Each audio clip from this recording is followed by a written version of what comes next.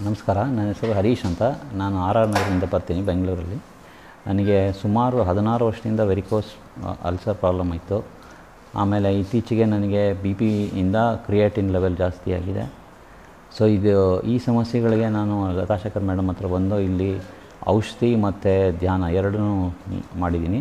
ಅದರಿಂದ ನನಗೆ ಭಾಳ ಅನುಕೂಲ ಆಗಿದೆ. 2.1ವರೆಗೂ ಹೋಗಿತ್ತು. ಇವಾಗ 15ರಿಂದ 20 ದಿವಸ ತೊಗೊಂಡಿದ್ದೀನಿ ಔಷಧಿ, ಹಾಗಾಗಿ 1.5 ಬಂದಿದೆ. ಸೊ ಭಾಳ ಚೆನ್ನಾಗಿ ವರ್ಕ್ ಆಗ್ತಾಯಿದೆ. ಭಾಳ ಸಂತೋಷ ಆಯಿತು ನನಗೆ ಇದರಿಂದ.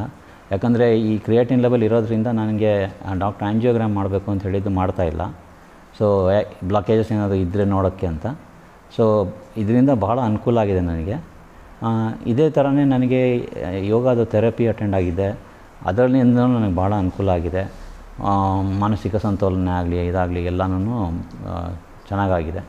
ಸೊ ದಯವಿಟ್ಟು ಯಾರೇ ಇದು ಮಾಡಿಕೊಂಡ್ರೂ ಎರಡನೇ ಯೋಚನೆ ಬೇಡ, ಬಂದು ಇಟ್ಕೊಂಡು ಬನ್ನಿ. ಖಂಡಿತ ಎಲ್ಲರೂ ಗುಣ ಆಗೇ ಆಗುತ್ತೆ ಅಂತ ಹೇಳಕ್ಕೆ ಬಯಸ್ತೀನಿ ನಾನು. Thank you.